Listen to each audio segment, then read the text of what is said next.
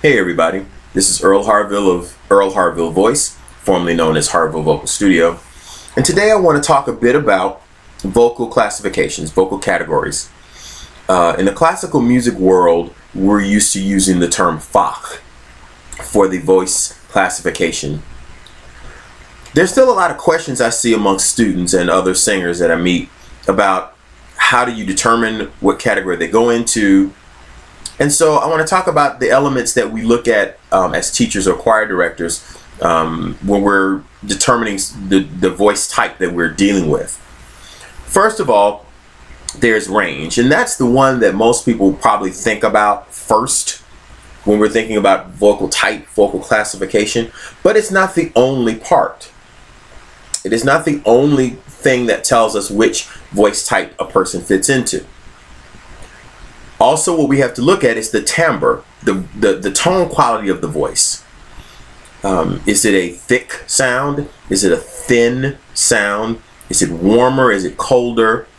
This is going to play into the equation to tell us what kind of voice we're dealing with.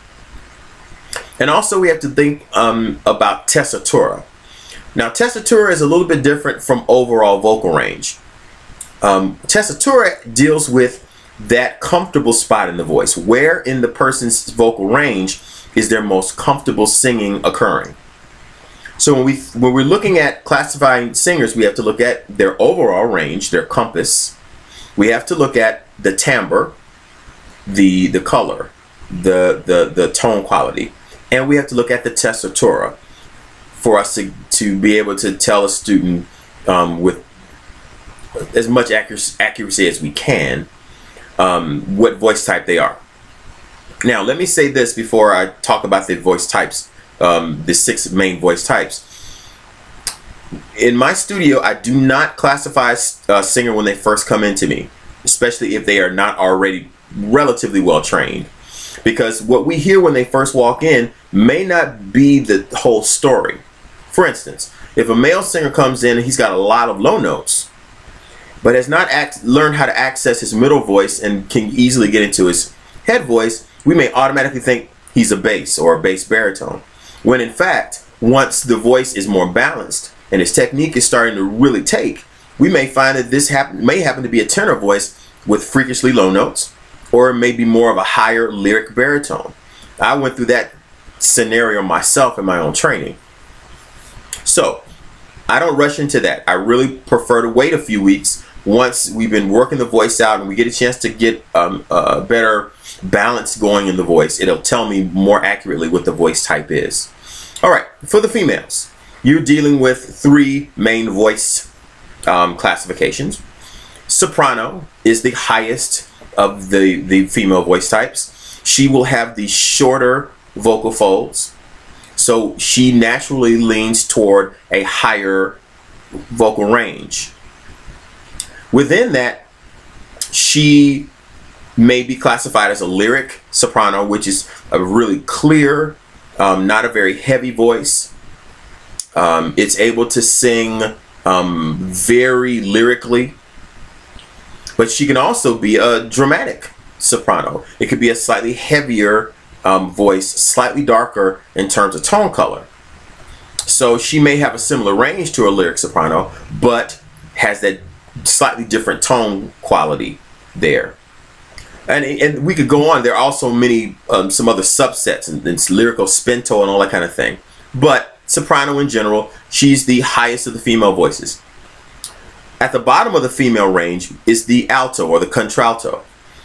Now, a true alto voice, you can generally tell it when you hear it. It's normally a darker sound.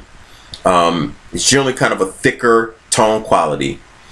Her vocal folds are longer than a soprano's and generally thicker, so she's going to be able to have that really full, dark sound at the bottom. I automatically comes to mind Toni Braxton or Layla Hathaway or T-Boss from TLC. In the middle are the mezzo sopranos. Mezzo being the Italian word for medium. The medium soprano, the mezzo soprano, fits in between the soprano and the contralto. She can have elements of both voice types. She may have an easy time with high notes that we may associate with sopranos, but also may have a lot of ease with the lower notes of the alto range. So mezzo-sopranos kind of have the best of both worlds. And when I was in college, I was told that the lyric soprano voice was the most common for women. But in my own teaching and in talking with other colleagues, we agree that the mezzo-soprano is probably the most common of the female voices. For the guys, the tenors are the highest of the natural voice types for men. He will have the shorter, generally thinner vocal folds, which gives him a higher overall range. Again, he could be a lyric tenor, which is a very clear, slightly more agile, very lyrical kind of singing, or he can have slightly a thicker sound as a dramatic tenor. And again, you have the spinto and all that kind of thing that fits in between there. On the bottom for the guys is the bass, the basso. And even there, we have several subtypes there. The bass is going to have longer, thicker vocal folds, which gives him a lower range and a darker sound. In between the tenor and the bass is the baritone. And like the mezzos for women, the baritone is the most common voice type for men. He can have elements of a tenor. He may be able to sing really nice into a range that we would associate with tenors if he's well balanced and the technique is good. But he may also have great access to his low range like a bass. Even though his tone won't be as dark as a true basso profondo, he may be able to access some of those notes. So again, I tell baritone students that they kind of have the best of both worlds, because they can, especially in a choral situation, can live quite often in either one. They can sing tenor, they can sing bass. I know that in my own experience, when I was an undergrad, I sang bass in choir because I had low D's, you know, a D2. When I got to graduate school, because I could get a slightly more tenorial sound, once I got above middle C, I was able to sing tenor 1 in the choirs in graduate school. So as a baritone, I've been able to live in kind of both worlds. Now let me say this, outside of classical music, choral music, and some musical theater, your vox is not the biggest deal in the world. If you're singing pop music, country music, R&B music, heavy metal, there are a lot of guys who, you know, can wail, we've heard in the heavy metal world, who actually are baritones. But the vocal technique is solid enough that they know how to access their high range if they're doing it right and still have a voice after these years. They're doing it right. Just because they can sing the high notes does not make them a tenor.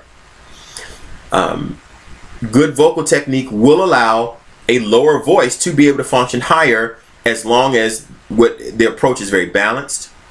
They have to know how much they can sing in the extremes without tiring the voice. I do want to add that for the males, there's also what we call the countertenor. The countertenor is the male voice generally associated with classical music who sings in the range mostly of a mezzo-soprano or a contralto. They are singing mostly in head voice. Many of them will tell you what they're doing is not falsetto, it's head voice, and I addressed head voice versus falsetto in my previous video, so you can kind of go watch that. But the countertenor can have, again, a thicker sound, darker sound that may be more reminiscent of a contralto. Others may have a sound that's a little more mezzo-ish, and there are a few who can get a sound that's actually a little bit more soprano-like in their higher range. Again, in order to find out what your true Fach is, we don't only consider the range, we have to consider the timbre and your tessitura. If you're in doubt, go see a qualified, knowledgeable voice teacher who can work with you, sit with you, listen to you as you vocalize, and kind of figure out what classification your voice is truly fitting for. Outside of classical music, Sing what you want to sing, as long as you're singing in a range. You're able to sustain in a range that keeps that you're able to do without sacrificing good technique and without bringing on undue vocal fatigue. If you have any more questions, you can always address me. You can send me an email at earl.harville@gmail.com. That's earl.harville, HARVILLE, @gmail.com. Look for more videos here on YouTube, and look for new information coming at my new blog spot, Earl Harville,